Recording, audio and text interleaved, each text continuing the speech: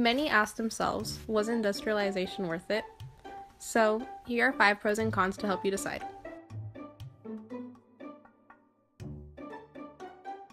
One positive impact of the Industrial Revolution was more efficient production. The creation of assembly lines allowed products such as cars to be made 10 times faster than they used to be, allowing for mass production. This leads us to our next pro, improvements in transportation. Thanks to assembly lines and the Bessemer process, which allowed for the mass production of steel, things such as cars, trains, and airplanes were easier to be made. This also leads us to our next pro, cheaper prices. Since things such as cars were being made at a faster rate, they were no longer a luxury since they dropped increasingly in price and were now a need more than a want.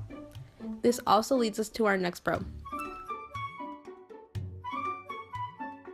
major increase in job opportunities. Since products were being made 10 times faster, a larger number of workers were needed to reach the demand of products. This also leads us to our next pro, longer work days. Like I said before, large amounts of products were being made now, from clothing to steel, and longer workdays were also needed to reach the high demand in products. Now onto the cons. Beginning of pollution. The overproduction of factories resulted in pollution. Next, poor working conditions in factories. Due to high demands in products, workers had no rights and were not allowed to have sick days, as they were easily replaceable.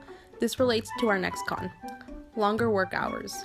Many workers already didn't have rights, and to add to that, they were overworked. Next, children working in factories.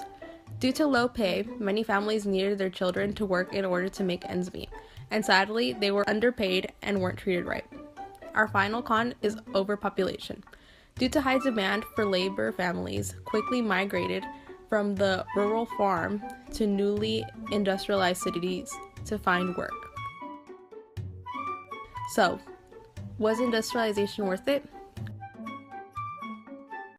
We think yes.